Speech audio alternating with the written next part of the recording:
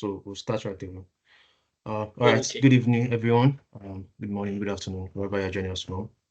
You are welcome to the Demystifying Data Engineering webinar series. So my name is Najeeb Sulaiman. For those that are joining us for the first time, I'm the founder of Data Engineering Community. I'm a data engineer currently working with Jaguar Land Rover UK. So what's Data Engineering Community? Just to give you a background for first timers on this call. So Data Engineering Community is a vibrant community of data engineers across all levels, beginner, intermediate, aspiring data engineers, where we come together to learn together and grow together. And this webinar is a series. So it's the webinar series tagged Demystifying Data Engineering webinar series. So which is part of our initiative in the community to come together like this and learn from each other. So this is episode 7 of Demystifying Data Engineering webinar series. So and today we'll be talking about a very important topic as well. It's ELT pipeline with modern data stack. So which I believe is something we are going to learn a lot about. It's something we need to know about the tools and technologies that we're going to be discussing today. They are cutting edge tools in data engineering that we all need to be familiar with. And to be doing justice to that is Ibrahim Olubi, who is an experienced data engineer with a demonstrated history of working in fintech and management consulting industries. So I'm very confident we are going to learn a lot from him and do justice to this particular topic. So it will be demonstrating how to build ELT pipeline using Airflow, Cosmos DBT, S3, and Redshift. So it will be fully packed. Just to give us preparation, this session is scheduled to last for 1 hour 30 minutes. So because I believe Ibrahim will also be working us through some hands-on demo. So there'll be opportunities for you to ask questions and for us to learn from each other after the call. So it doesn't necessarily have to be questions, it could be contribution as well. Maybe it's something you think we can learn from. So please feel free to share. Your opinions matters. You are welcome. Thank you so much everyone for joining, especially Ibrahim Olubi for giving us this opportunity to learn from you. So we so much appreciate it. We don't take it for granted. And yeah, thank you so much for joining us. So I'll give you the opportunity to go ahead now. I'll leave the mic open for you while we all are listening and learn from you. Thank you so much, Ibrahim. Okay. All right. Thank you very much. Yeah. Thank you very much. Good evening, everyone. Thanks for joining this wonderful session. Today we'll be doing something very simple. Yeah. So I'll be taking through ETL pipeline with the data stack. Yeah. So we So I was talking about the data architecture. Uh, then we go ahead to set up our source, data lake, data warehouse, and Airflow setup. Yeah. So this is what we'll be working on actually looks like. I'll be a little bit fast because of time. I know all of us here can very solid guys, so it's something we are familiar with. Yeah. So I'll be a little bit fast, but then you can let me know if you have any question at any point during the presentation. So before I actually move, yeah, so you can Yeah. draw me back if you have any questions. Yeah, Yeah, yeah. thank you, So you Ibrahim. can just Sorry, raise your hand. just to sorry to interrupt. So sorry. So just to come in quickly, please take your time. We want to learn as much as we can. So we also have beginners among us as well. So don't assume, Oh, yeah, that we're all okay. experienced. So please take your Oh, time, explain what you need to explain, and we can all collate the questions. So if you have questions, it's better you drop it on the chat so we answer them as well, so we don't slow you down. So please, if you okay, have any questions, if you don't want to forget, just drop it on the chat. Thank you so much. Go ahead, please. okay, okay. So this is the spatial diagram of what we'll be working on. Yeah. So you can see that we have a source, the DVD rental database that is running on Docker. So we are going to be extracting the data and storing our data lake on S3 bucket. And then we then load our data. So that's complete the extract and load part of our pipeline. Then we'll be doing the transformation with DBT. We'll be running the transformation with DBT. Yeah, so that's it. And everything will be orchestrated with Airflow. So that's it on the architecture. It's a very simple ELT architecture. So we extract our data from Postgres database on Docker, running on Docker, then we load it into S3 bucket. Then we extract, then we load the raw data on Amazon S3, create our table, load it into the database table. Then we run our DBT transformation on the raw data. Then we also, the output of this, of the transformation will also be stored on the REST shifts. Yeah, too. So anything will be orchestrated with the Airflow. So that's it. I think the first thing we'll be doing is to set up our data source on Postgres. So we'll be using a very popular open source database, which is DBT rental database. So I'll be downloading the DBT rental database. Then I'll create Postgres and PD4 container. I'll create DBT rental database on Postgres, load data and all. So this is the command we want to restore our data. So that's it. I think before I go ahead into the presentation, I'll just want us to quickly set up our data source. Yeah, this my so this is my IDE here. I think one thing I would love to quickly talk about before I move forward is Airflow. So I think we have different ways of running Airflow.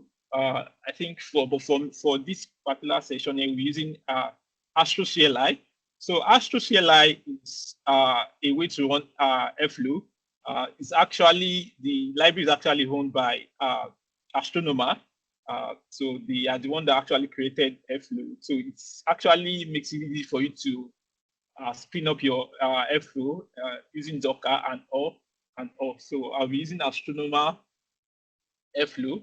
To get started with Astronomer Airflow, all you just need to do is to download the CLI. Okay. Yeah. So you download the Astronomer CLI. So you need to install the CLI. Yeah. Using this link, I'll share this slide after this session. So you just need to download. So I already have it downloaded. So I'll be using Astronomer to set up my folder structure. So yeah. Okay. So I'll be creating my DBT rental folder pipeline. Because we're going to give a pipeline.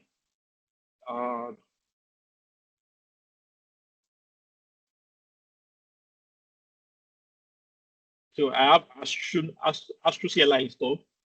Yeah, so let me bring this up a little bit.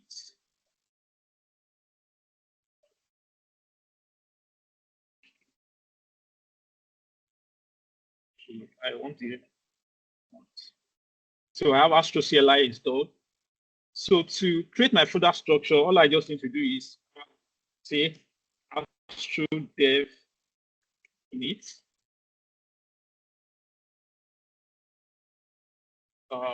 We can see our folder structure that we set up for us.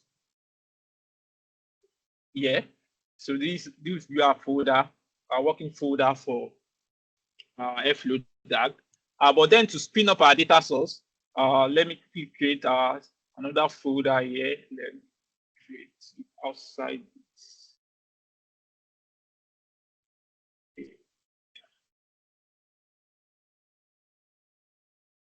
VT now. Okay.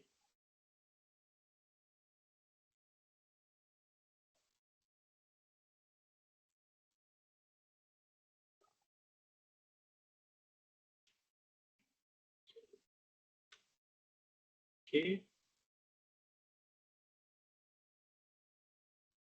Okay. So I have Docker running on my laptop. So one of the requirements, so I actually mentioned that we'll be creating the database in a Docker container. So I think what I just need to do is I already have my Docker Compose file here. So let me just quickly bring that up. Docker compose. Copy. Paste. Yeah. So this is my Docker compose file. So we have our Postgres. Yeah, and we also have our PD4 admin here. So we have the volume maps to this directory on my Docker host on my laptop. My PD4 admin, the data is actually mounted on this directory on my local host. So I'll just be spinning up these containers. So all I just need to do is to have my Docker compose file here. To Docker compose.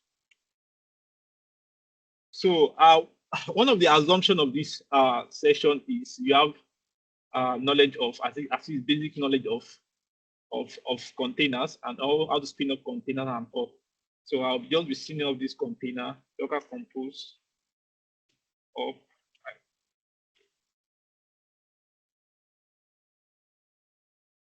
Okay.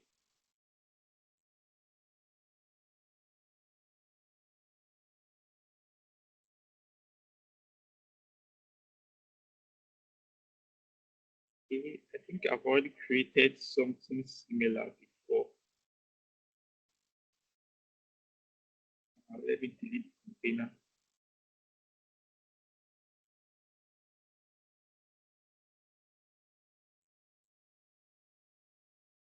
So I think I already created a, okay. Yeah, allow.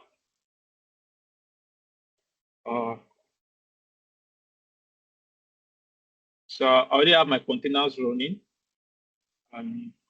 Yeah, to check my containers. Let me stop.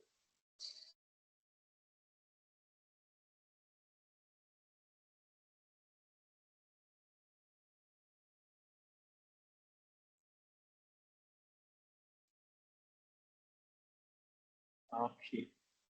So I have my Postgres container running and my PD4 container running. Yeah. To So I'll try and open up my PD4 admin on my browser. So it's running on ports 8889. So let me just quickly open it.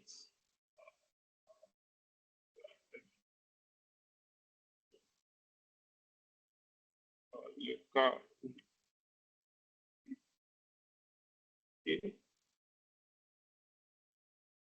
Okay, so if you look into our Docker Compose file, so we can see that the default uh, username for my PD4 admin is postgres@postgres.com, and the password is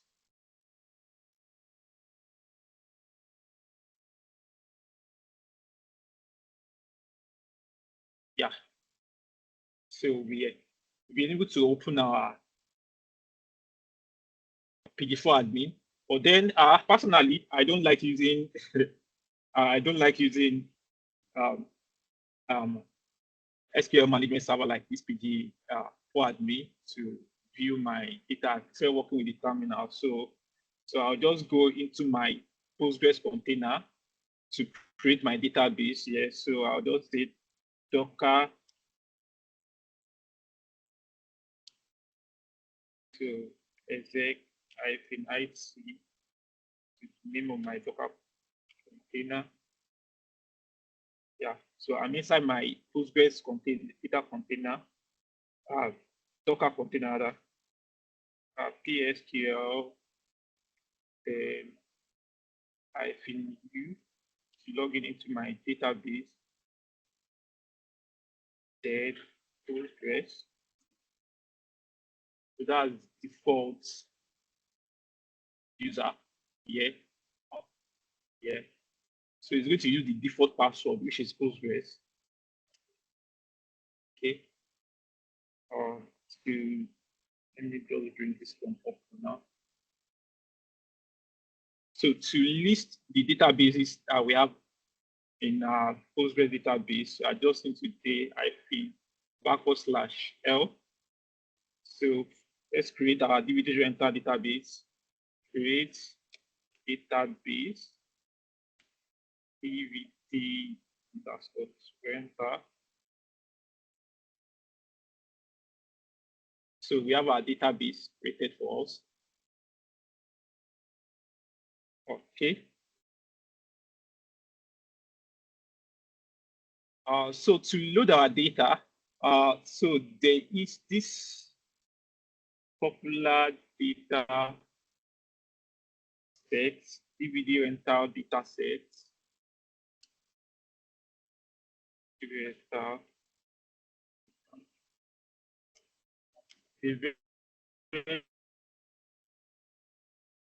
great database.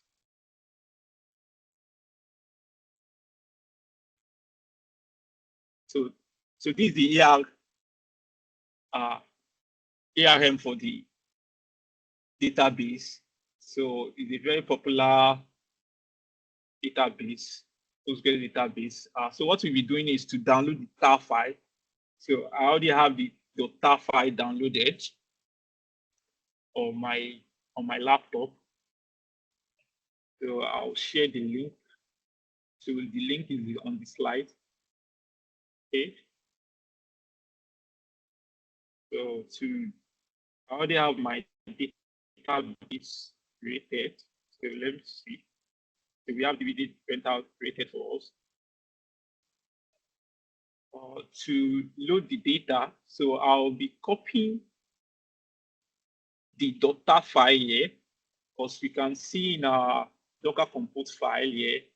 So I've mapped this directory on the container to my local file system here, which is what I have here. So I'll just copy the .tar file here. So I already have it downloaded on my laptop. And I don't waste our time. Okay.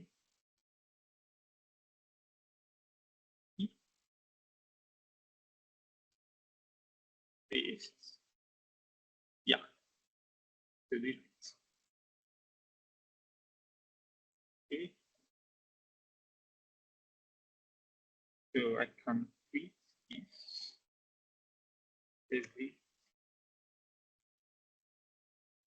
Yeah, clear. So that I can clear my screen. Nice. So as I mentioned, to load our data, so all we just need to do is to just use pg restore to restore our data. So this is the command here. So I'll just go ahead and docker exec -it docker ps, get my container name for Postgres. Then to copy the data, you restore the data exec -it, my container ID, then then I'll be using pg restore to load the data. Pg restore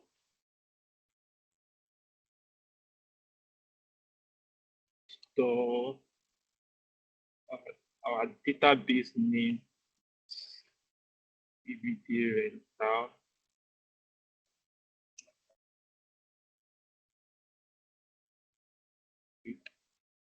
So the file is, so we need to be passing the file where the file is on our container.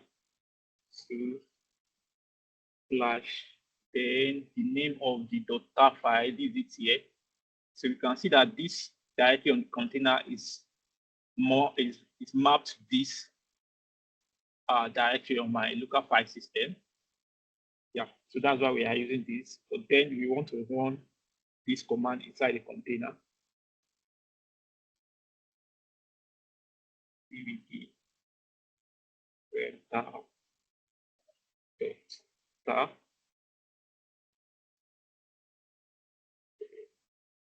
connection details. username,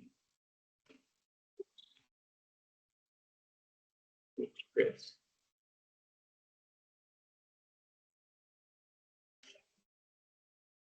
Okay, -IT.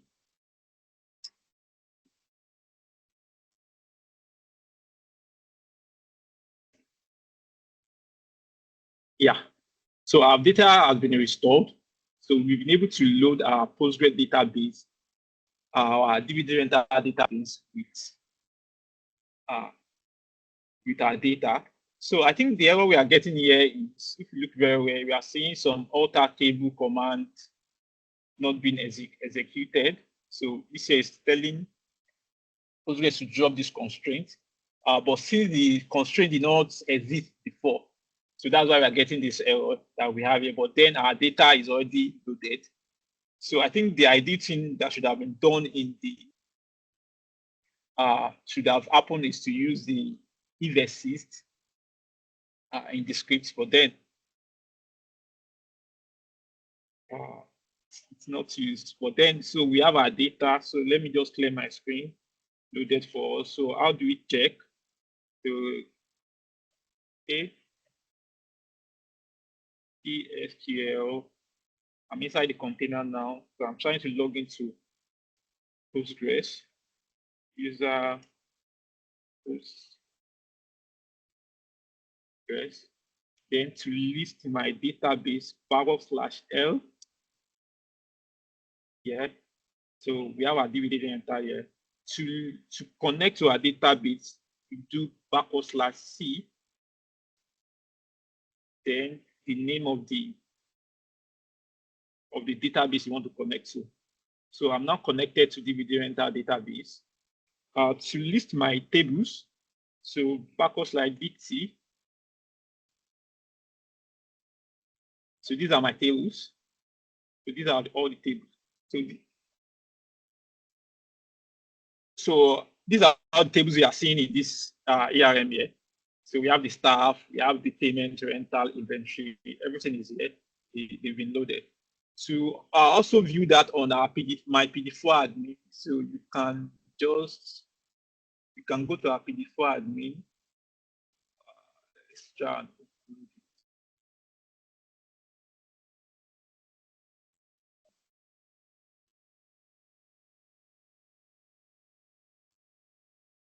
create a new server.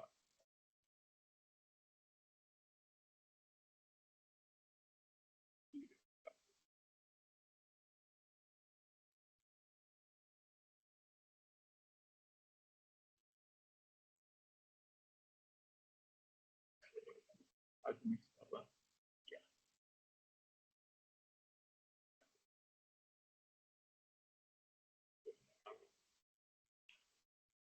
Then the connection to the host would be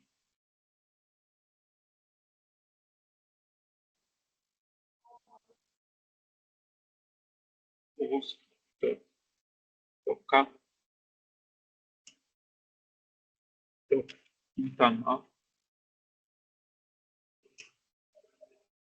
So this is the address since both my PD4 admin and Postgres are running inside the Docker container. So we can easily use this host name to access our Postgres. So the port. So we'll be using this port, this Postgres port that we have here to connect. I just want us to visualize our data using my PD4 admin. I have the database as Postgres.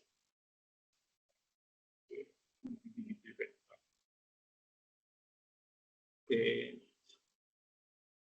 okay, username is Postgres.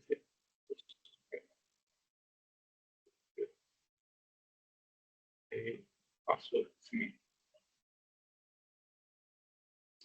Postgres. Okay, great. We are in. To okay. Database is with rental Then we go to schemas, then we go to tables. So we have all our tables here. So we've been able to set up our data source. I think that's the first step. So we can just try and view data, first 100 rows. Yeah. So we have all our tables here, and we can actually view the data in our tables. I think we've been able to successfully set up our data source. Any question before we proceed, please?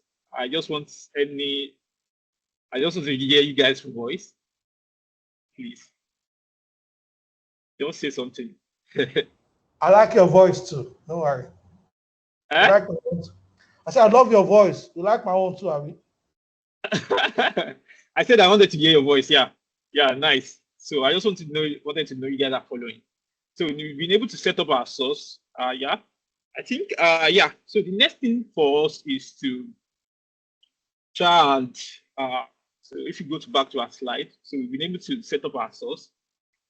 Everything is fine. I think the next step for us is to uh, set up our data lake. I think the first step will be for us to create S3 accounts. Okay, so I think for me, being able to create an account, so you can create a free account, uh, a free tier account, but then I think you need a working card, that is accepted by AWS. I don't think they accept all Nigerian cards, but there are some few cards they accept. And also, you can also use personal. For me, I use all these fintech uh, virtual cards to create the free account and all. I think you just need to make sure that you don't exceed the free limit, the free limits they give you. So I think that's it. Yeah. So I've created an account. So I'm creating. So I said the next step for us is to set up our data lake. So on S3, so to create the first thing for us is to create S3 buckets. So I already have one bucket created, but then uh, so I already have it created for us. But then if you want to create a bucket, so this out, you just need to click on create bucket, then you give it a bucket name. So the bucket name has to be globally unique within AWS. Bucket namespace, that's to be globally unique. And also you just need to create, then you type in the name, then I think you leave other settings as default, then you click on create bucket. That's how to create bucket on AWS. So yeah, I think the next thing for us is to create an IAM user. IAM user. So IAM user will allow you to programmatically have access to your bucket. So with the IAM, you will be able to generate your access key that you can use to connect to this bucket program. Create an IAM user, slash IAM, click on IAM, then you go to users. So I already created a user, but then you can give it any name, data.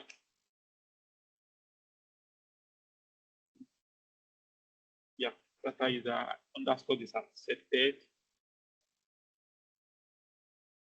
Then you go.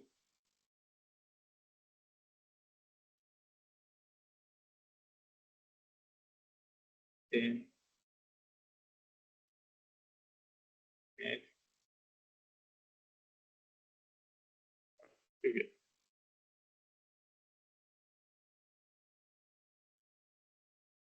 Yeah.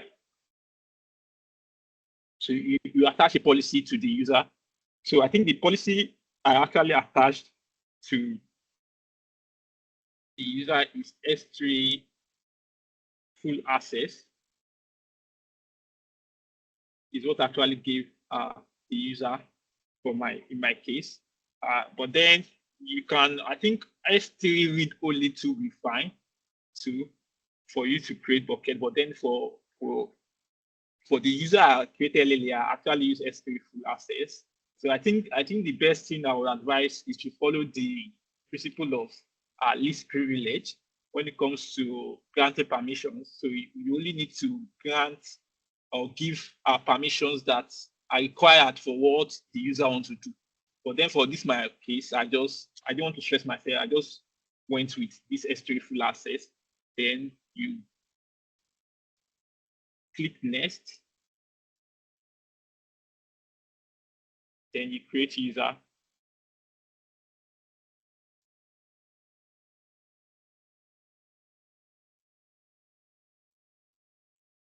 So when you click on the user, you've created the user, then you can go ahead to create your access key here. Okay, you just say. Okay.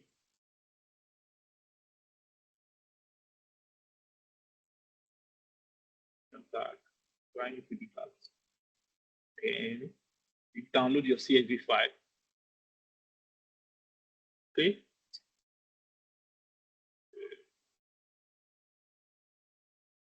So I already have it downloaded here.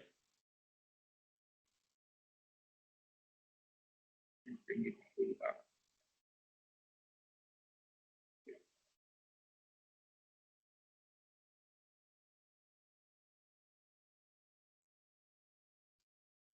Try to open it, sorry. Okay.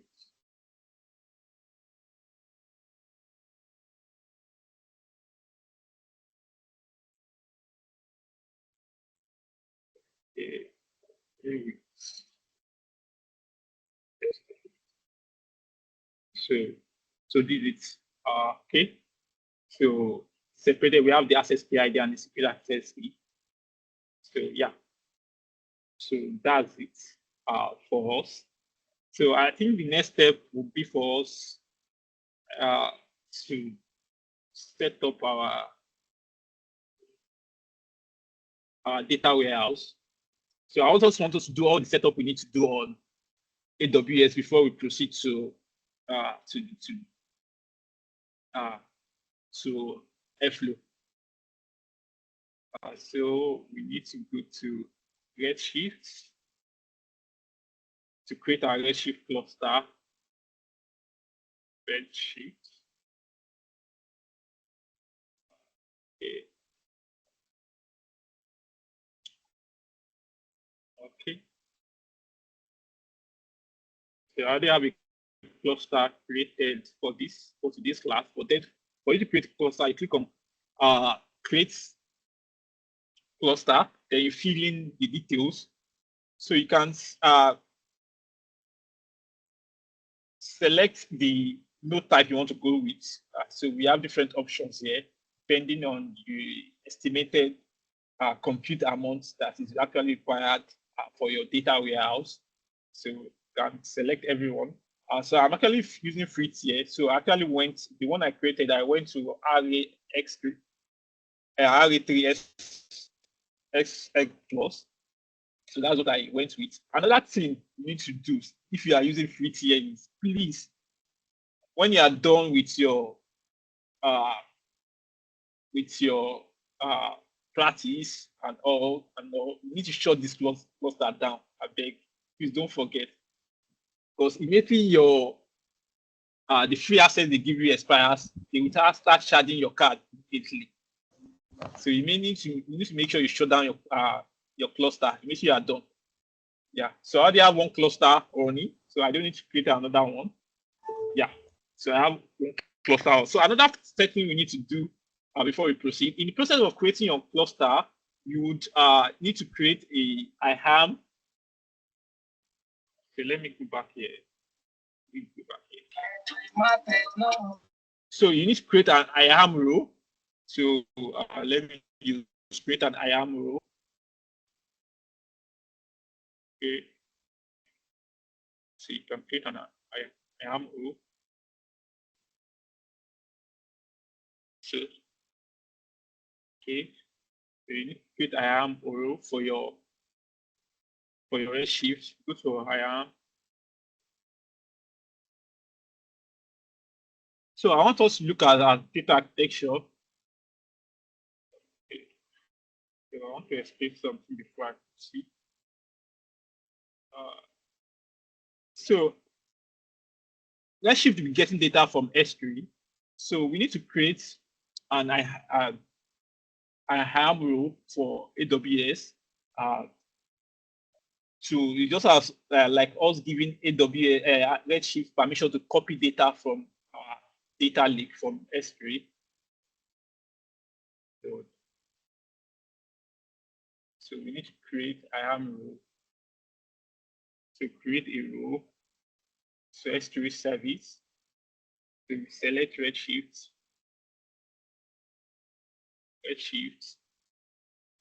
So we click customize it.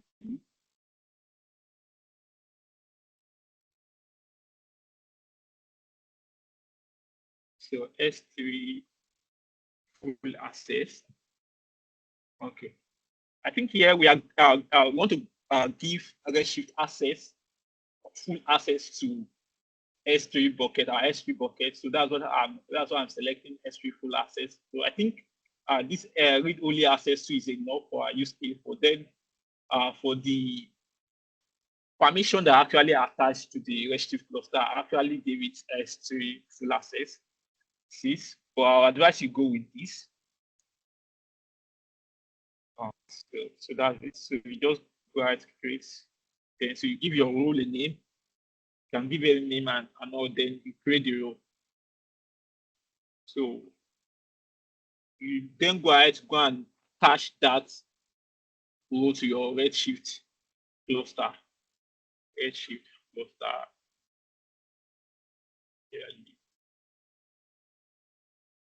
Okay.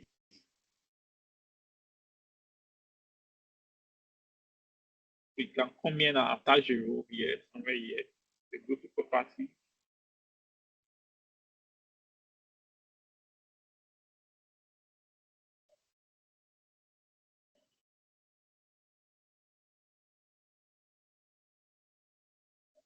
Yeah.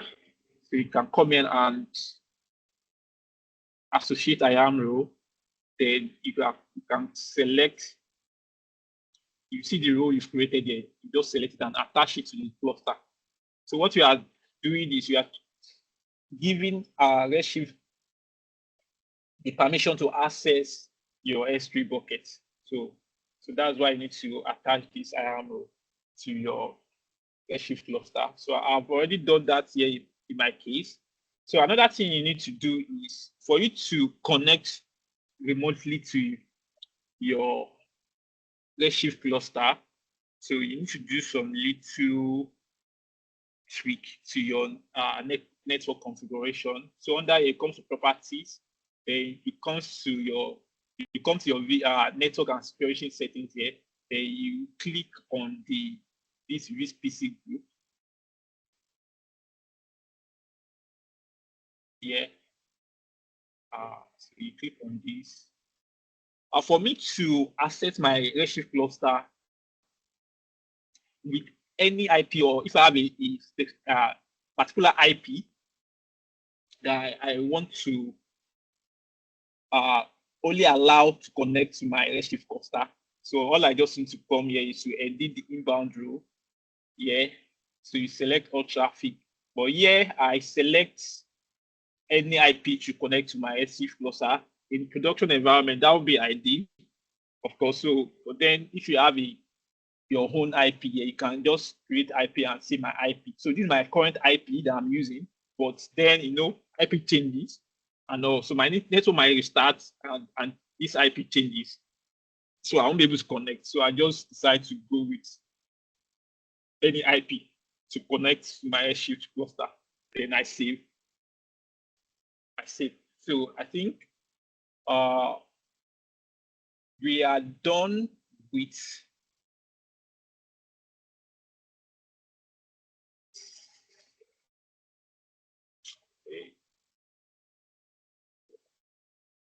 let me go back to Redshift.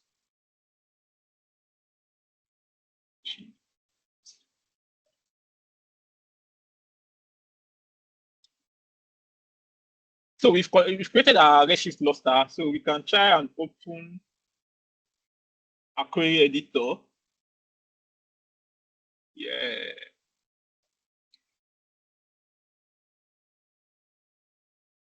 So our Redshift cluster will be created here. We already have created for us here. So initially, when you open this, you have to connect. So at the point of creating your Redshift cluster, you'd create some username and password. So the username and password you use to connect your query editor to your Redshift cluster. I've already done that here. So then I already done that here. So I already created this DVD renter database for us. So I have two schemas here. I have the raw data. So we'll be extracting all the raw data from our source here. So we'll be creating things and ingesting our raw data here. For this transform schema that we have here, so all our DBT models will be materialized in this transformed schema here. I think we are done with setting up our data lake setup, data warehouse setup. Yeah. So then we can go back to Flow to connect everything together now. Okay. To install AstroSphere Lite, so this is the link to the installation documentation to create our folder structure and all. So we just need to do astrodev in it. So command is allow to create some file and folder structure for us. To start our Airflow, just in astrodev start and all. Yeah, so that's it. Okay. I just need to go and spin up this container now.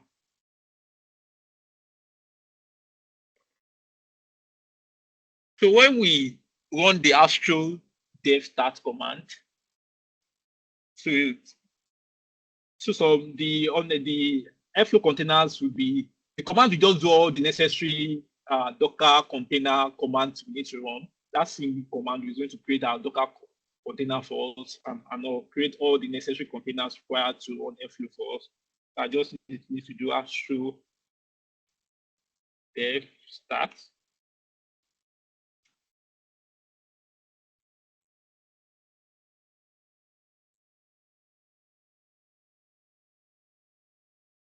Airflow is starting up.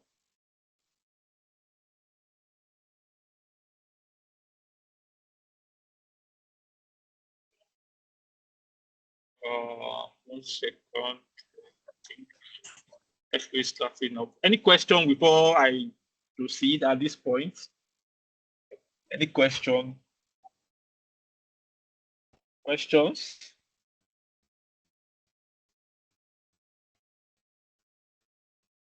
Questions?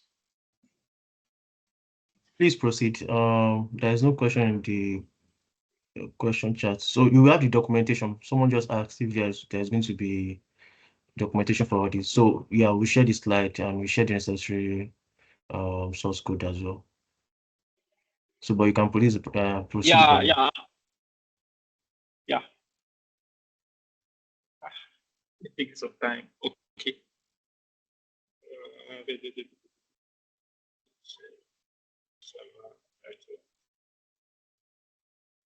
Okay. Let me start my container.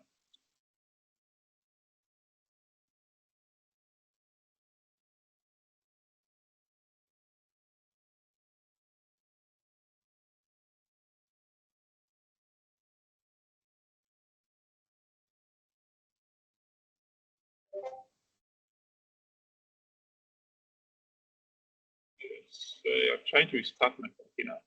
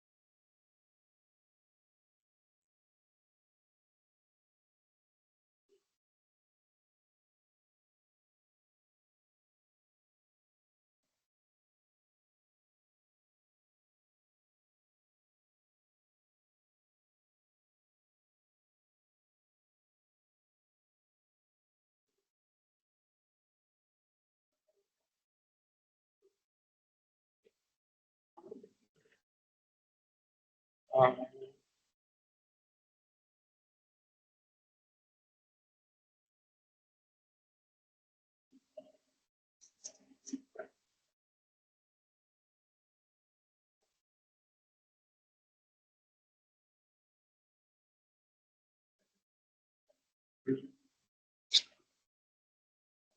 okay.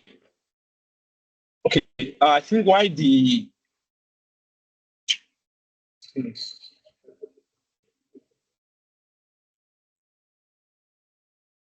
we start my body start my I'm starting my Docker.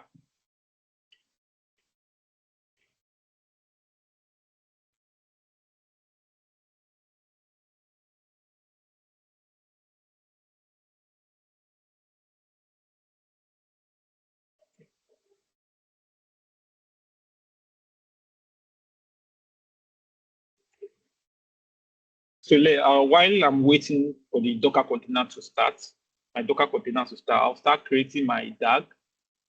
So main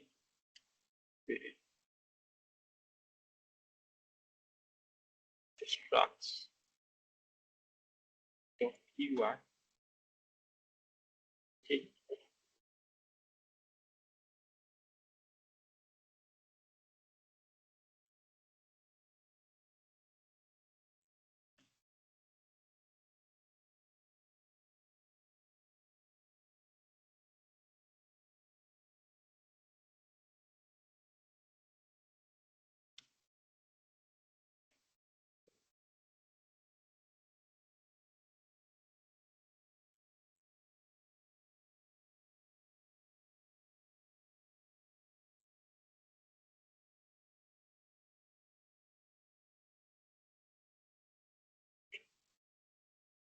So let me start creating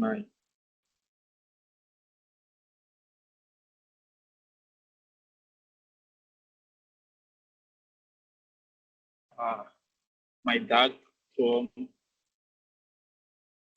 flow.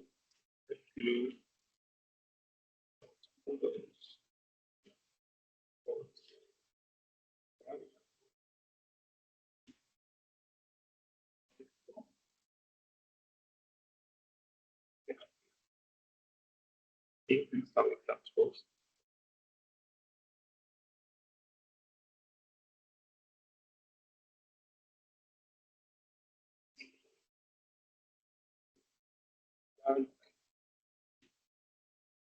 Okay.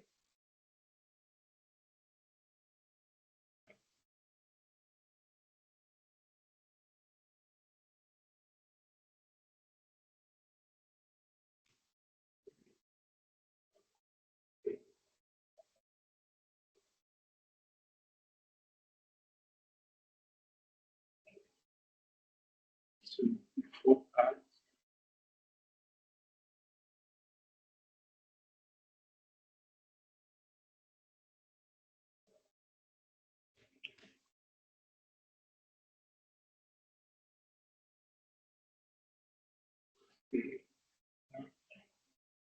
so I'm just trying to create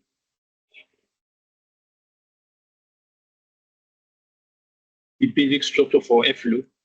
Uh, just some simple.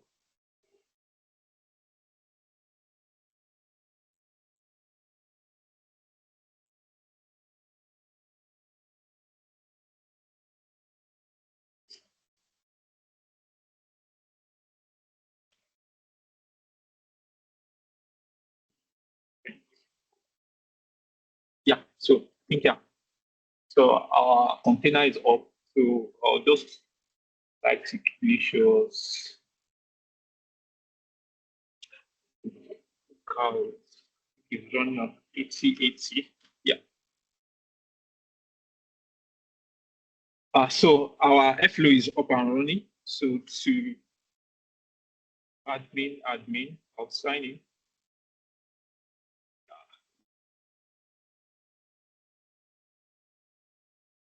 I already have one error. Yeah. I think it's the so we have already have our Flow on. So is the DAG I'm currently working on. Yeah, I'm getting error on. But then, so I'll just create the basic structure for our DAG. False, depend on past.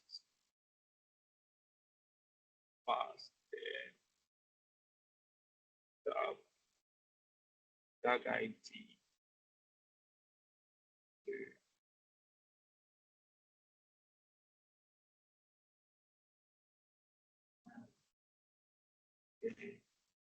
That's it. That's it.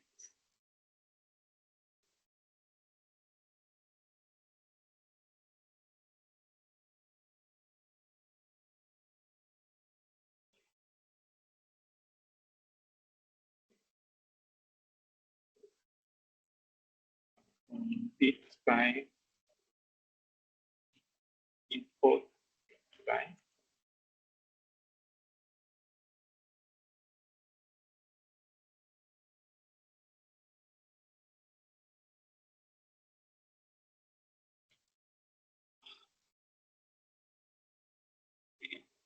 Time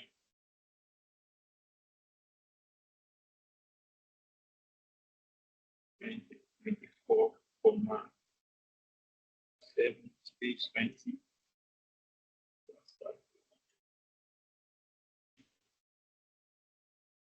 Then 4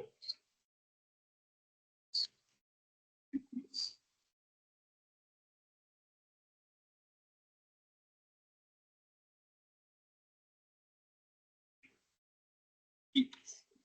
ETL.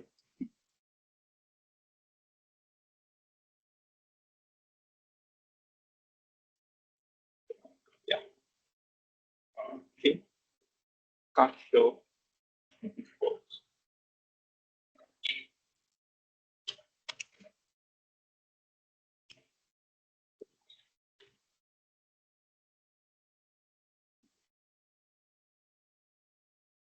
And scheduling along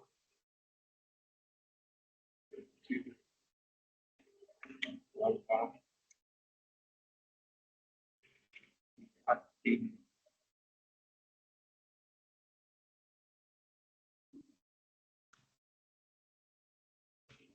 Yeah. Okay. Okay. So I've been able to do the basic setup for DAG. But then if you look at textual diagram, so we can see that we want to extract data from our PostgreSDB to data lake. For us to do that in Airflow, we have to use operators. So we have the SQL to S3 operator that allows us to do this. So to do that, so we can just say, so astronomer as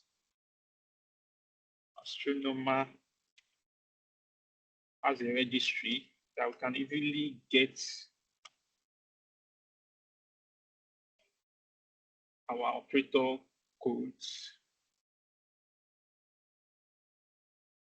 Astronomer registry. Okay.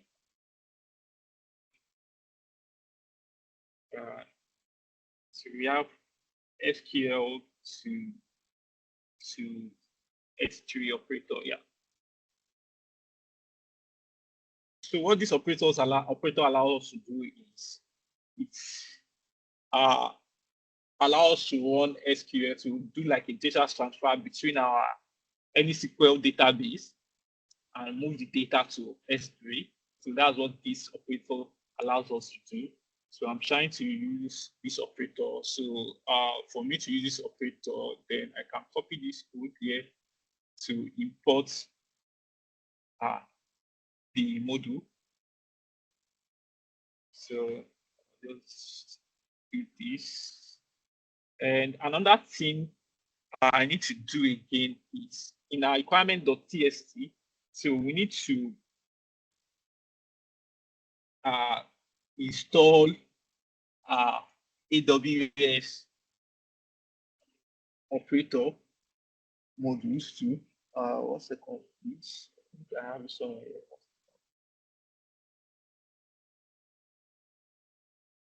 They have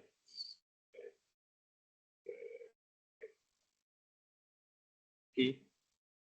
So let me just copy all these things we need to install for this project here. Yeah.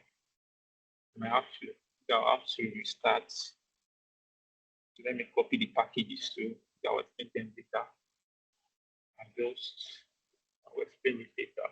Okay.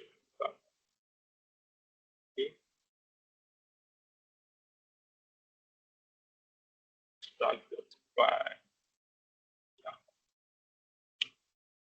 yeah. So we have like a sample code you can use for our operator. So you can just copy it from astronomer. No.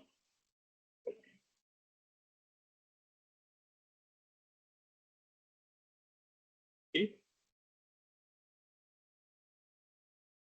Okay.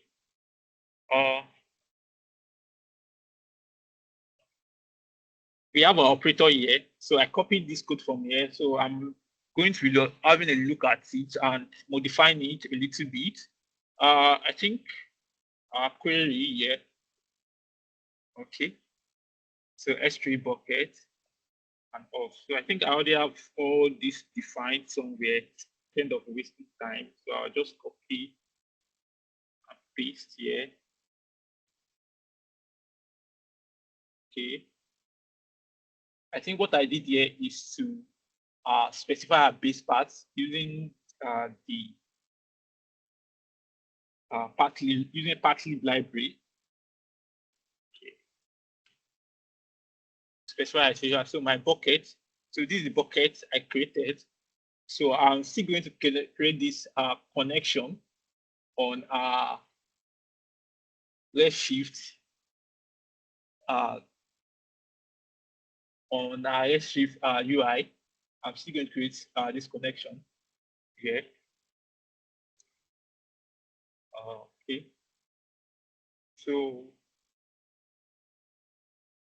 let me just update this. I don't want to waste our time. Let me just copy this thing and just explain.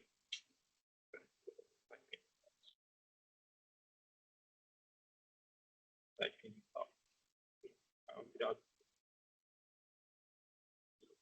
all I just need to do is to explain.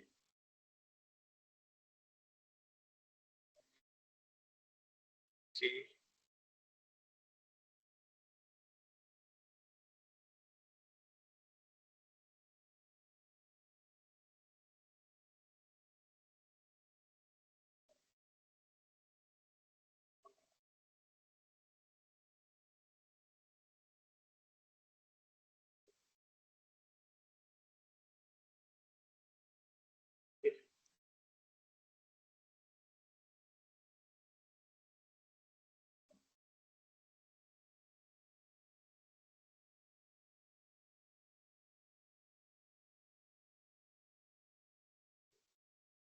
Yeah. So in our SQL to S3 operator, so I've defined the tax ID here. So the SQL that I'll be running, I'm going to create the SQL file here. So I'm going to include template slash path here. So this the base part is coming from this base part that I defined here. And include here is where I'll be creating some directories, some additional things we need for Adapt to run. I think I'll be creating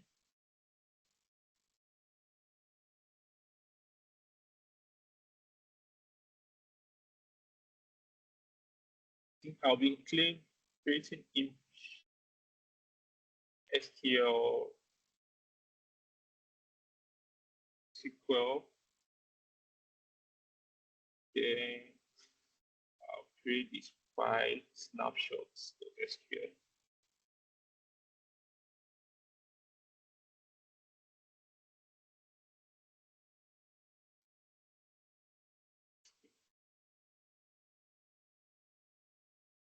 Snap. Yeah. So when it comes to loading data from data source, so it can depend on what you want to do. You can do it like if you can do like a snapshot load, or you can do like an incremental load. Like snapshot, what I mean by snapshot is like a full load. So you can select all the rows in your data, in your table from your data source, and load all the rows that table to your extract it to your data lake. Or you can decide to say you want to be ingesting, extracting only the delta for every day into your data lake. So, but then in our own case, we'll be doing like a full scan the of the tables. So like a full load. So select. So I have the query here to here. Okay.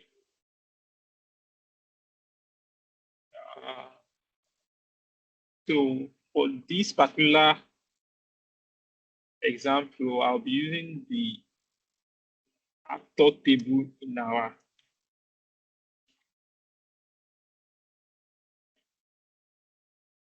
source DB. Extract.py and all. I think I have everything I need. Yeah. So I think the second operator that we need to, so if you look at our texture diagram, so when we extract our data to our data lake, then we don't then load it into BigQuery. Yeah. So this is the S3 to Redshift operator. I said BigQuery rather, Redshift. So these are S3 to Redshift operator here that we have here. So I think here then need to define the dependency between the two tags here.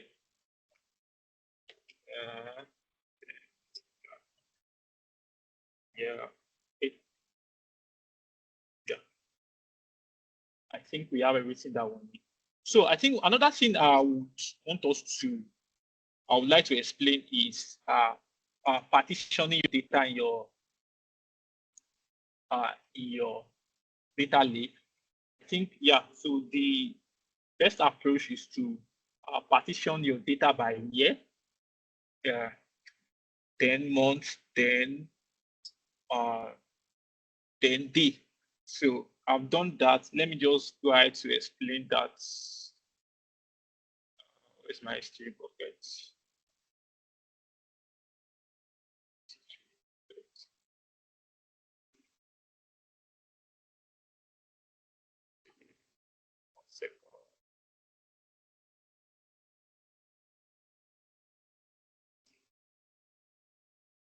Okay.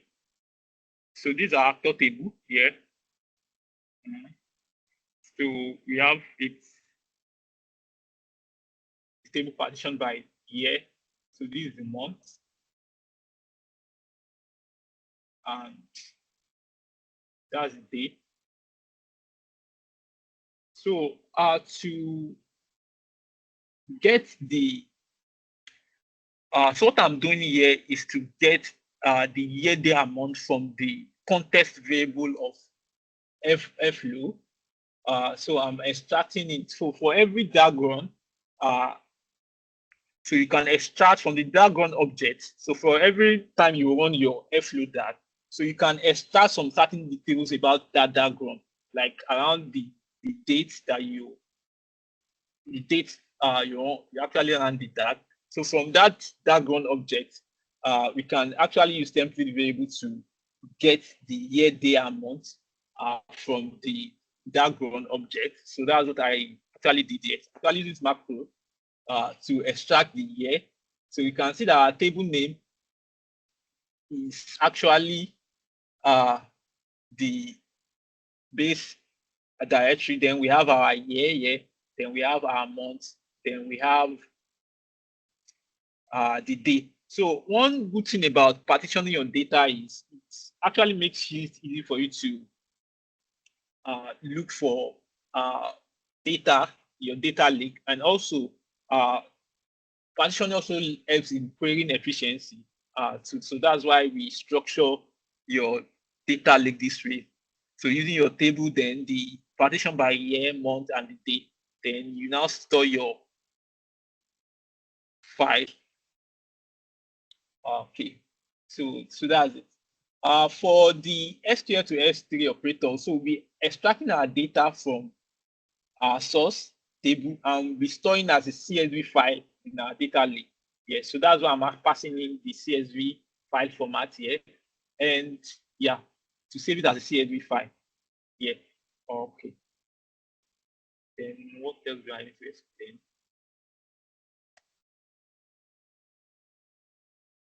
I think I'm fine. So I think what I would then go ahead to do now is to create all these connections on my Airflow. So you go to, I think this should be fine now.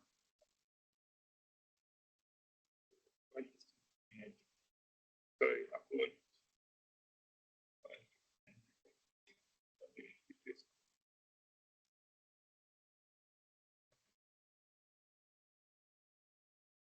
I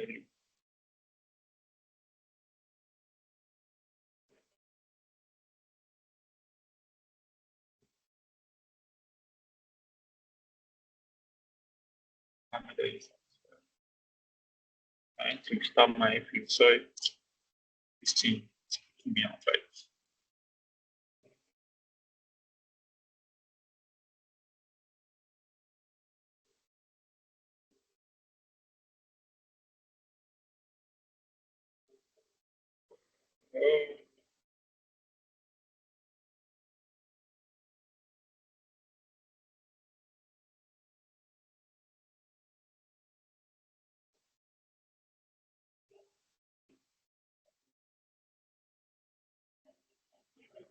Trying to.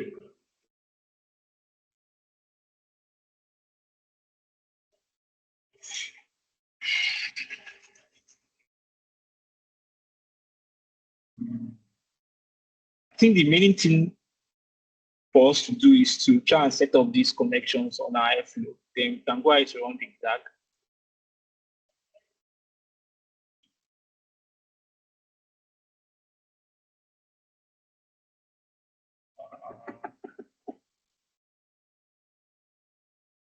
Okay.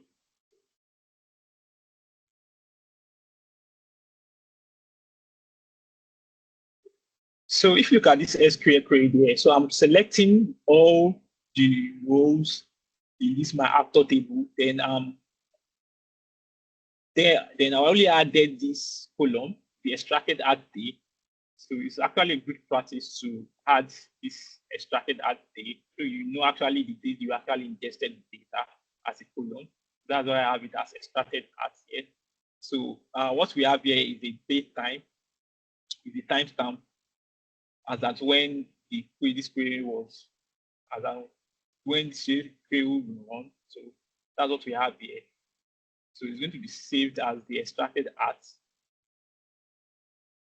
date. Yeah. So my F is starting out.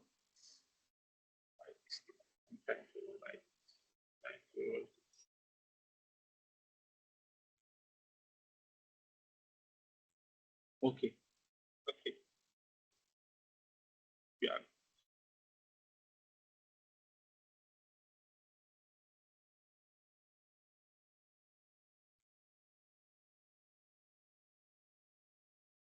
End of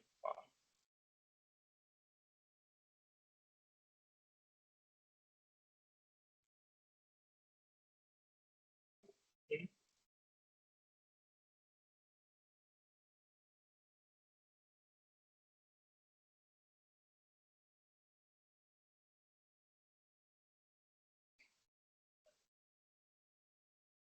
Just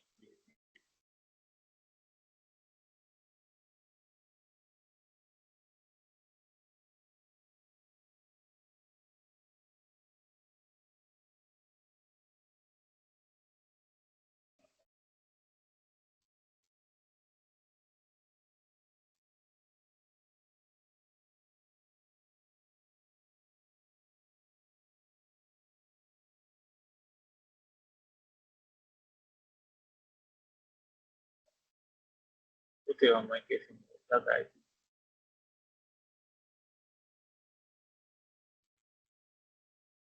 Sorry. Okay.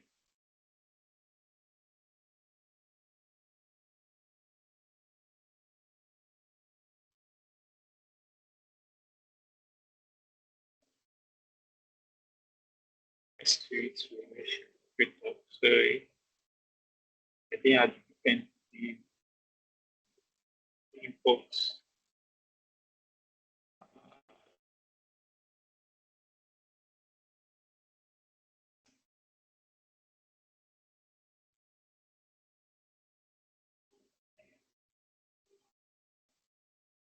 Yeah.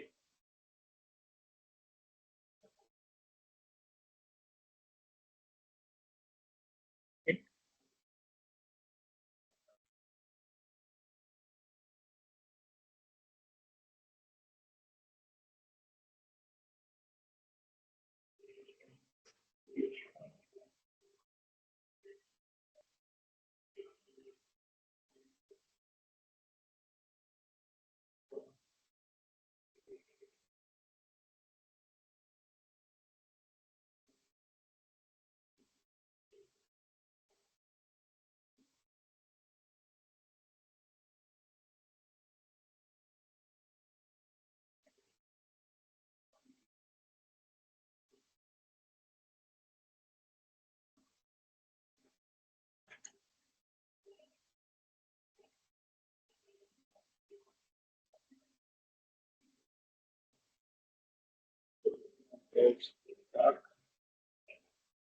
I'm trying to click this, so I'm getting here.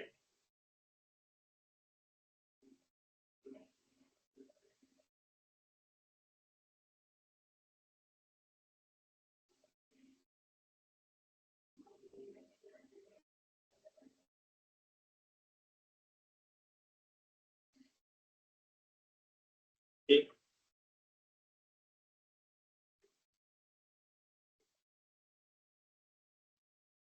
Yeah, I think we are good.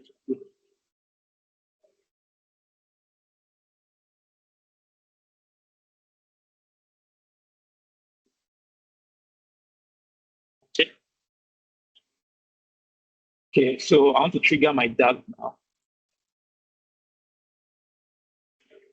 Okay.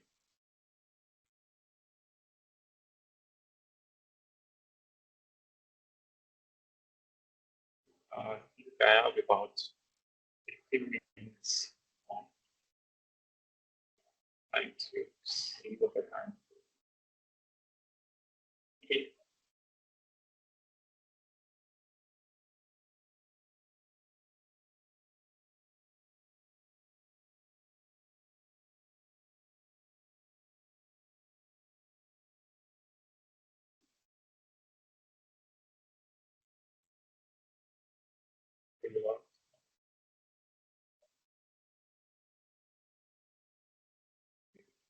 Yeah. So I need to define my connections.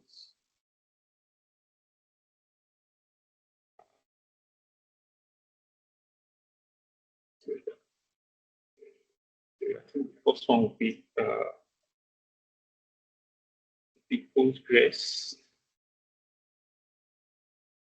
connection.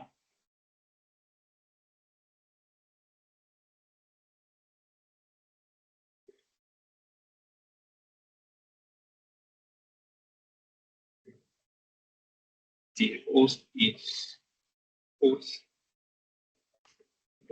docker now. Then the database is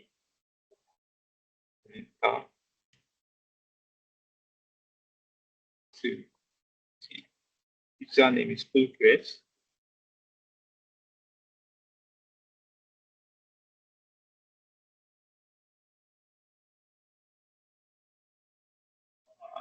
Would be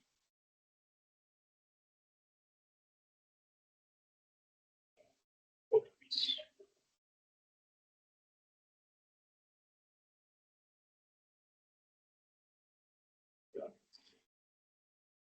Postgres on.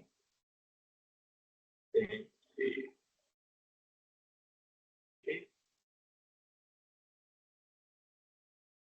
connection.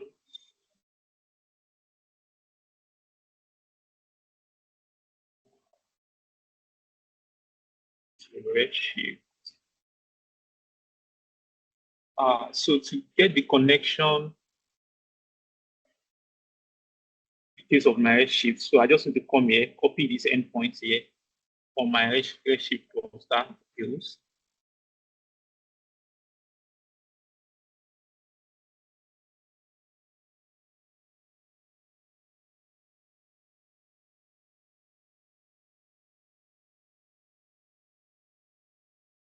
Okay. So I just need to remove the code.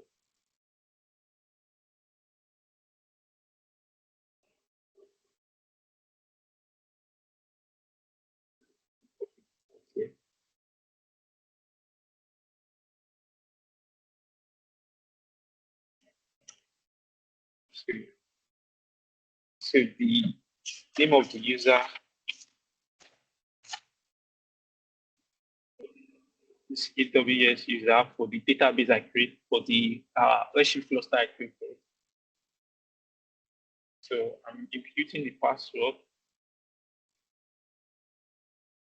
Okay. Then the Redshift.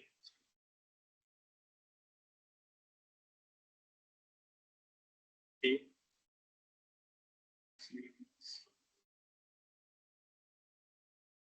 Oh, yeah. So I want to create my AWS. So the credential, the connection I'll use to connect to my S3 bucket. So I'll be using Amazon Web Services. So all I just need to do is to use the connection access key and secure access key that I actually downloaded the other time.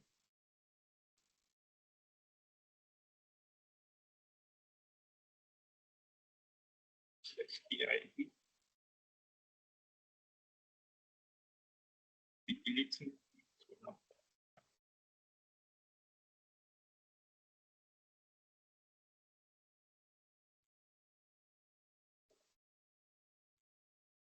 Okay. Yeah, we have all our connections. It will be let me trigger this again.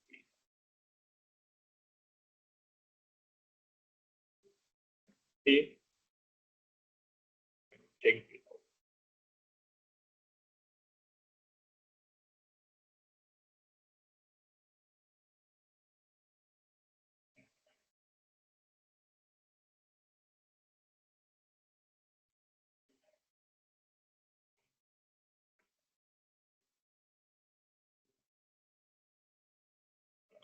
Okay. So I think our first task is successful.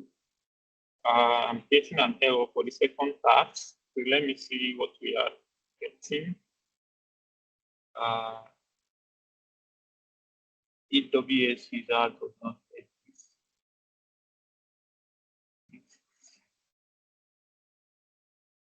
Connection database. Database. I think I made a mistake in the connection details for the Redshift cluster. Oh, the database is DVD and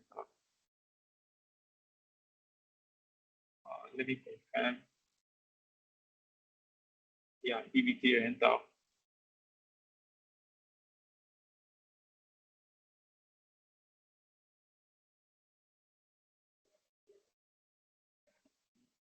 So,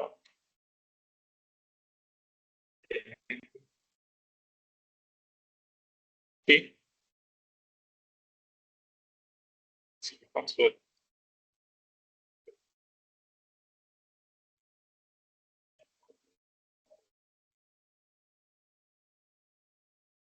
Okay.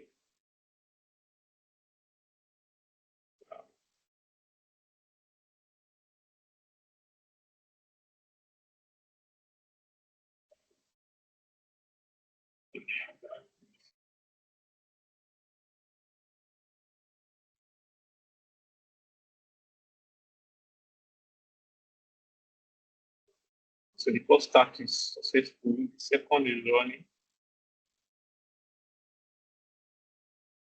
Yeah. So if you look at our Airflow UI here, you can see that the first stack and second stack is successful. So so what we now need to do is to start. Let me start from S3 bucket. Yeah, S3 bucket. Let me reload the object. So you can see this was created. Oh,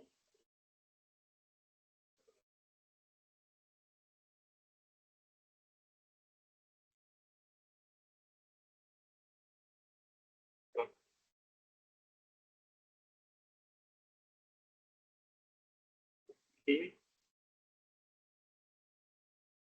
place true. So the replace, because we are having the same object name. So the first one that the one right there and the one I'm uploading is the same name for the S3 object. So I want to have configured to have pass the value true to the replace parameter here. So that's going to replace it with the new file. So let me retrigger my tag here.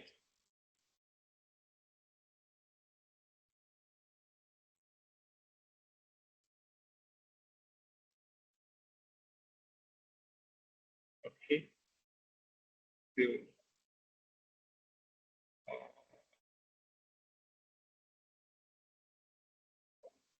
let's okay. Let me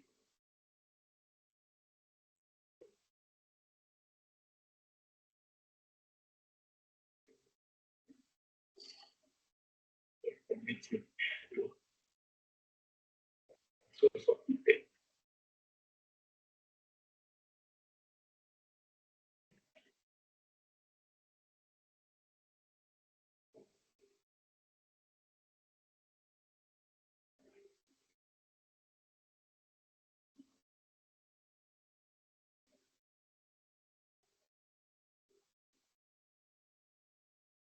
Okay. Bring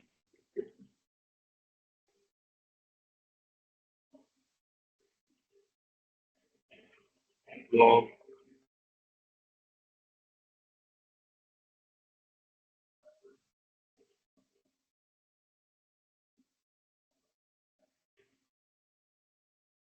Okay. Oh. So it's under table name. So the directory here is table name. I was checking another directory. So 2024 07 2020. So you can see that this was ingested just now. Our data here is ingested just now. So if we go to our Redshift cluster, so let's try and query our raw data to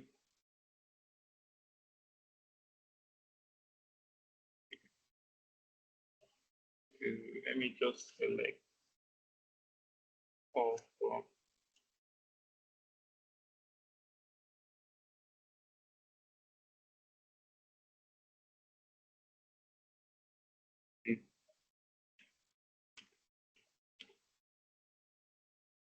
okay.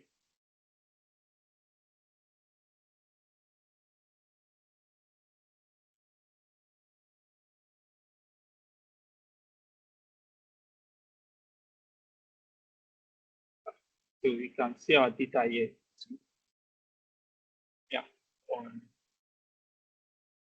on Redshift. So we've been able to complete the extract and load part of our data. So I think there is one concept I just quickly want to quickly explain. So since we'll be loading multiple tables into our data warehouse, and if you look at this, the data that we'll be using for the extraction and loading of this table actually looks similar. So there's this concept of dynamic DAG in Airflow. So I just pull on my second string and share how what I mean by this. So when it comes to, there's something they call dynamic DAG. So dynamic DAG is just like you creating, since you'll be doing similar things in terms of your extract and load DAG that we have here. So I think what's the best thing approach for you to load multiple tables with the same DAG, a similar DAG that will be very similar, is to create a template. From that template, then you can now use it to generate DAG for all other tables. So I think that's what I did here. So for, okay, let me. So for me to do that, so I created a template using Ginger template. Since I'll be using similar DAG to extract and load all the tables. So all I just need to do is create a template and pass in some values to the template for each of my tables. For this template here, you can see that I've been able to parameterize the table name and all. So I have the table name here and all. Yeah. So I think so in input, so I'll be create for every table I want to have, all I just need to create a single file. And with this, I can now populate my template with these parameters here. So I think I have my generate script function somewhere here. So for me to create a new DAG, all I just need to do, I can duplicate this, copy, paste. So let me call it another table. Let me rename this payment table. Payment table. Yeah. So I just need to create this single file, then I can easily generate the DAG for this table. So all I just need to do is to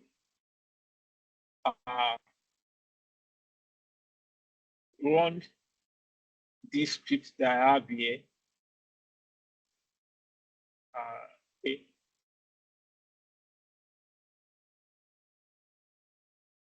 Okay, let me just repeat that.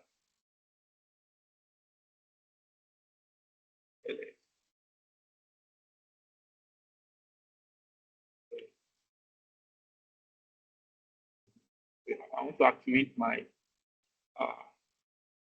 virtual environment where I'll install. Okay.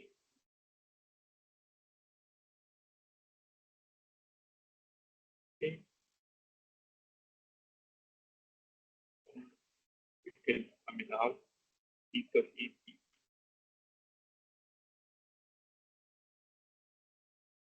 Okay.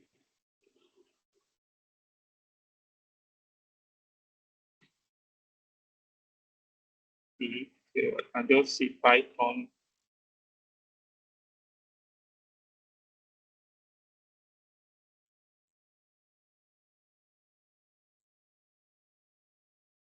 So if you look at this, my DAG folder here, so I don't have any DAG for the payment table, extract and load DAG for the payment table.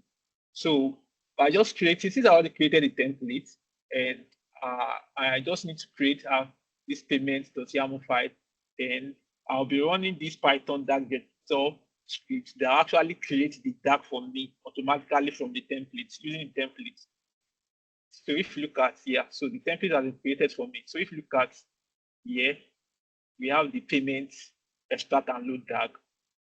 So I actually created this template, this DAG from the template that I've defined here. Yeah. So how dynamic DAG works is just like you creating creating a block mode and using that mode to create many blocks. So all you just need to do is to put cement and gravel and sand inside that mode, then you can create as many blocks as you like. So the template here that I created here is just like a mode for the other DAGs that I would want to create. So and again, I parameterize some few things using Ninja template and all. So all I just need to create this single YAML file that will actually load used to create the new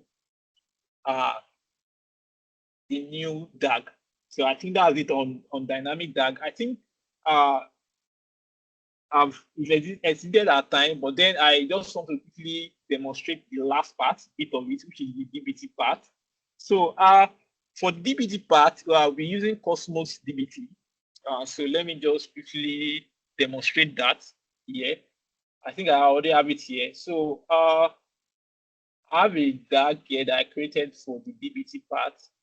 So why am I using DBT or Cosmos DBT? So what Cosmos DBT allows me to do is to actually visualize my my models as tags, and in the tags we have a lot of course in your DBT model you can have a lot of models that are dependent on each other. So Cosmos DBT will allow me to visualize those dependencies in form of tags in DBT. So let me quickly show you that. I think if you look at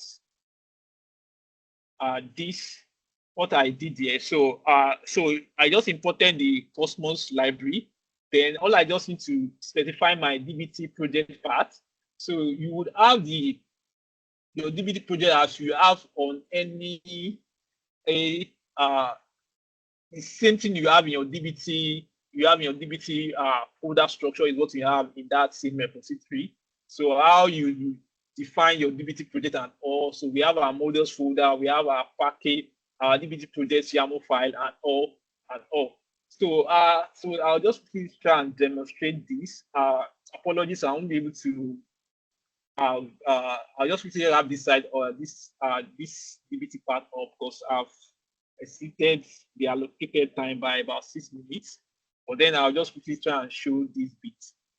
Okay. So just give me 1 second to quickly spin up this my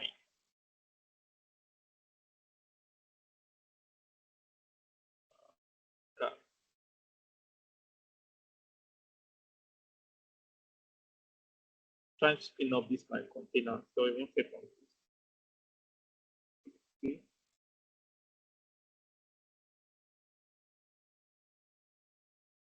Second.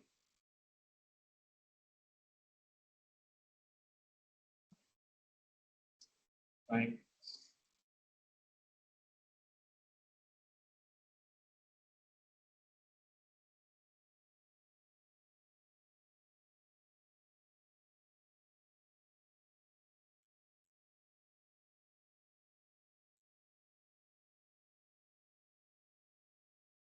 Okay.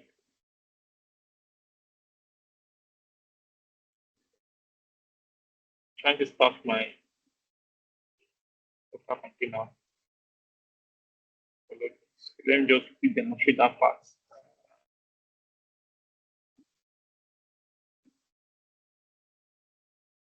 So any question? I'll already handing up.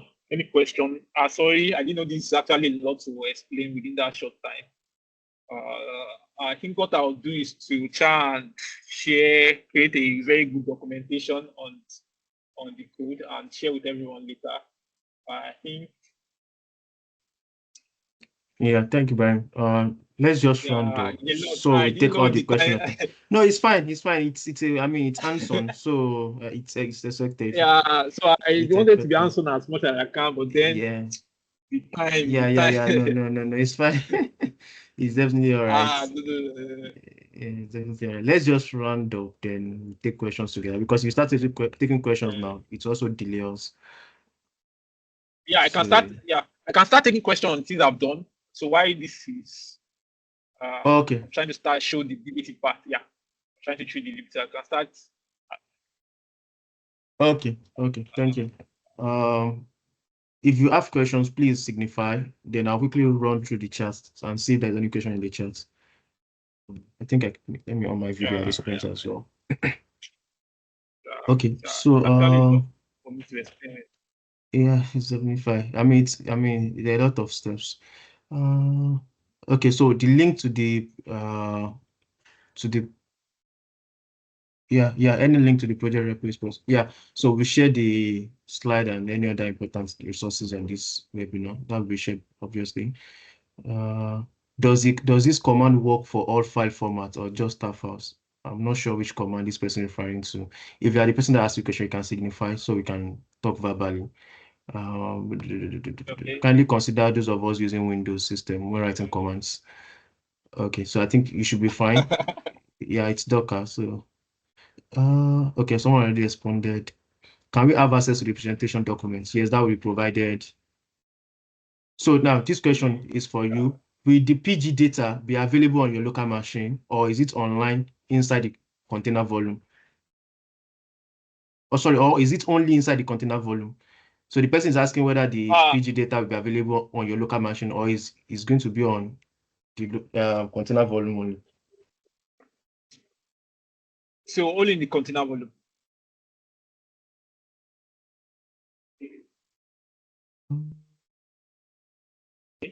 Okay, do you want to clarify on that?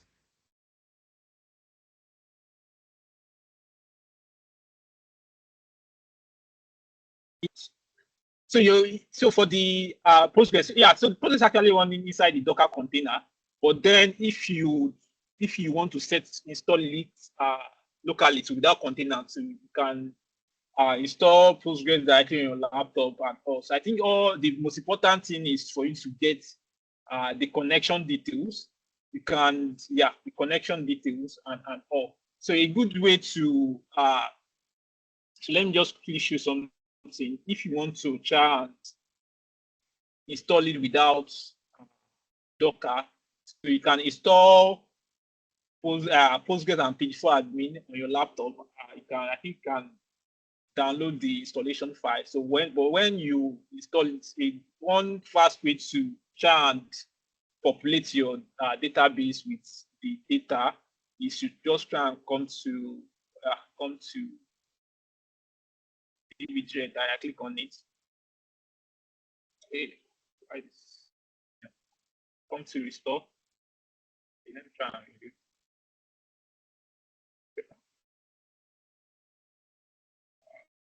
Okay. 1 second. I'm trying to explain. For do what? Okay.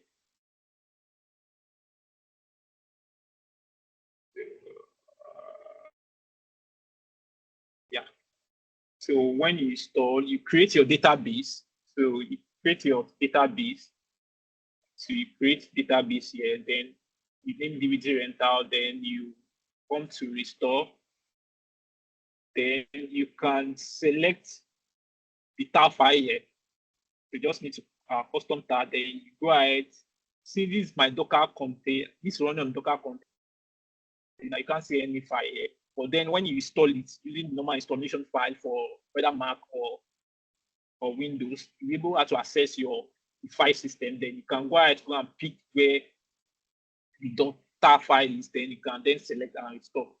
So it's going to create all your tables for you. So you can do it that way instead of try to do everything inside your container. So that's another option for you. In terms of if you don't want to run Postgres on your Docker container. Okay, thank you. Yeah, so that's it. Okay, thank you. So I hope that answers the question for that person. So container is just a way you isolate an environment from the other resources or other processes running on your local machine. So that you have like a room, a private room where you want to perform some operations and it belongs to or reside within that particular room. You don't want the next neighbor to know what is happening in the particular room you are running those processes. So I think that explains it. So another question quickly is, how do I deploy an Airflow project to the cloud? So it's a long question, but that's just a summary of it. So how do I deploy an Airflow project to the cloud, e.g. AWS? Okay, on AWS. So in terms of running Airflow in production, we have different ways of doing it, and you can decide to set it up yourself locally or probably use a managed service. So one of the managed service you can use on AWS, for example, is I know you already have something they call manage Apache Airflow, something that you can spin up on AWS. For on GCP, you can spin up Google Cloud Composer, and on Astronomer, and easily create easily spin up your Airflow tool using Astronomer 2. Astronomer 2 is a cloud manage Apache Airflow. So all you just need to do within few clicks, you already have your Airflow installed on a particular server. So the cloud managed one are very easy to install. You don't need to do any server management and all. But then when you can, another option is to try and create spin up a box, like maybe Linux box, do the installation on yourself, do the setup, network setup, configuration yourself and all. So you have to actually do a lot on your own and also manage the installation on your own. So that's it. But then the easy approach is to use the cloud manage Apache Airflow. I don't know if I've been able to answer your question. But then in terms of how to do it on cloud managed services, I think they are kind of pretty straightforward. So you just need to go to the service, then follow the instructions and all. You able to easily, within just few clicks, you need to spin up a running instance of Airflow in the cloud. But then for the self-managed installation, it's usually very tedious. Oh, so you need to do a lot of things on your own. Yeah. Thank you. So I think that answers it. So if you still have questions, I mean, person that asked this question, if you still have more, need more clarification, so you can signify, so we talk orally. But that's just it's as simple as that. Is that use a managed service or you set it up by yourself on the cloud? But if you are in the community and you need more clarification or you need more guidance, so you can raise the question within the community. And I'm confident you'll be able to see people that will be able to help you out in terms of answering your queries and any roadblock you encounter while setting it up on the cloud. Yeah, so you can also do that as an option. So yeah, so there's this last part I would like to quickly just explain. So I think so on running Airflow, running DBT with Cosmos, running DBT with Cosmos DBT, one advantage it actually gives you is you can easily visualize your models on Airflow as stacks. So this is actually the code. Then we're not able to, I still need to do some little configuration for me to get it running. But then the way you visualize your DBT models is for every model, let's say you have a table named in your source DBT folder as payment, you'll be able to see the payment model here. Then also the children models that will be connected to that model to visualize it and not. So for each of these model it's going to visualize it as a task on Airflow UI. So I think that's one of the advantages of using Cosmos DBT and all. So I think I'm going to share some same Cosmos. So let me just show you the documentation.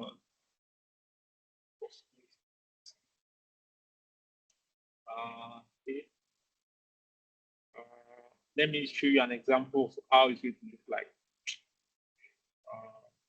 Time is up on our side. That's why I thought. Okay. Yes, so this is for example now. So these are all DBT models. So you have your DAG connected to your DBT project and all. So with Cosmos DBT, you're able to view all your models. So you get all your models as stacks on DBT and all. So in an instance where one of your models is failing, you can easily come here to the Airflow UI and just trigger that your DBT model. So that's one of the major advantages of using Cosmos DBT. Yeah, so that's it. So instead of you connecting to one external environment where you have to switching between Airflow and all, so with Cosmos DBT, you can easily visualize all your DBT models are stacks, and you can actually see the dependency. So you can see that the staging so the staging payment model is actually connected to the seed, the raw payment seed CSV file, and all. Then you can see other suites connected to payment and all. So if you have, for example, the payment models failing in production, of course, others will run because one of the parent model has failed, and you can easily trigger and all. So that's one of the advantages of using Cosmos DBT. So I would love to demonstrate that here, but then time is on our side. But then I'll just try and take my time to work on the documentation. I even thought that 1.5 hours would be enough for me, but then I didn't know it's actually a lot. So yeah, we are spending close to 2 hours already. Apologies. Yeah, it's fine. No worries. Like I said, I mean, it's all for the good. So yeah, it's fine. Yeah. So just quickly take another thing. So another thing I would like to talk about is if you have any, well, after sharing the documentation, if you have any question, I'm on the platform, so on the WhatsApp group too. And if it's something that is going to take considerable amount of time, you can reach out to me, or you can book a time with me on ADP list. So I have like a 230 minutes available slots every week so that you can use to connect with me. Just go on ADP list, search my name, just book a slot, and also ADP list allows me to manage my calendar, and also I'll be getting notification and all for the call and all. So that's just it. So that's another way to reach out to me. So after I share the documentation and you are still having any challenge working on it. So if you have any other question, you can just yes. Yeah, no question. So that's fine. All right. Thank you so much, everyone. Thank you for staying to this moment, for everyone that stick around. And I hope you have gained from this session. Ibrahim, we want to appreciate you, the entire data engineering community. We appreciate you so much. Your time, the effort put into this. This is an elaborate workshop because there are so many components and so many processes that needs to be performed. Even though we have to, kind of put everything in and make everything fit into the little time we have. So we appreciate the time, and we hope we'll also be, interfering with you at some point later, and we'll also be joining the webinars as we progress as well. So just for the sake of everyone, we'll be sharing the recap video of this webinar together with all the resources being used. So Ibrahim has promised to make the documentation compressive enough so we can take time to look at it at our own time. And if you have any question, Ibrahim is also in the community, so you can drop the question, be able to answer, and any general query you have as well. So you're able to get people to answer your query as well. So please, let's try these things out. It's a learning opportunity. Now you've heard about Cosmos DBT. If there are some things you've not heard about before, it'd be nice to just do a few search on your own to just grab them, Docker and things like that. So thank you once again, Ibrahim. We so much appreciate it. You can see the different reaction that have been sent to you, the love emoji and everything. So yeah, it's well appreciated. It's well appreciated. So I'll just allow you to give your last remarks before we call it a day. Yeah, I think for those of us that actually learning, try to learn. I think for you to data engineering is actually comprised of many skill sets, and you need to learn many things and also I just want you to tell you that you keep learning. I'm still learning myself as I have now. Just start 3 years of experience. I'm still learning a lot. I know it can be challenging. It's actually comprised of different bits that you need to put together for it to be a code, for it to become a data engineer. So I want to advise you to keep learning and always seek for help and all at every point in time. I think this community is a great avenue for you to achieve that and all. So in terms of trying out, you can actually try out something, a similar architecture to this. So a quick one would be, instead of using S3 bucket, a similar service you can use can be your GCS cloud storage. Then you can use BigQuery instead of Redshift and all, just for you to challenge yourself. You can use BigQuery here and all. Then of course they have their own different operators that you have to use to actually extract and load data. So you can challenge yourself on that. Yeah. So that's like an alternative architecture that you can actually practice with. So I want to say, if you just keep learning and all, of course, everything is going to become a one day. Yeah. So that's it. Yeah, thank you so much. I mean, very important points. We are all learning. So regardless of your number of years of experience, you just have to keep learning. And I keep saying, one of the most important characteristics of a data engineer is continuous learning. You must be passionate about learning, because even those tools you are using, those technologies you are using, you can't know them all. You still keep learning day by day. The more you work on project, the more you discover new things. SQL, if you pick just SQL, you can't know the entire SQL end to end. So there will still be some time you want to perform some queries and you still be like, oh, what do I need to do? You still have to do Google search. Even SQL, as simple as SQL may look like. So yeah, so it's important to have a learning mindset. And yeah, thank you so much, everyone. Thank you, Brian, once again. I'll call it a day. Have a wonderful evening and enjoy the rest of your weekend. So bye, everyone. Thank you, Brian. Bye. Okay, you're welcome.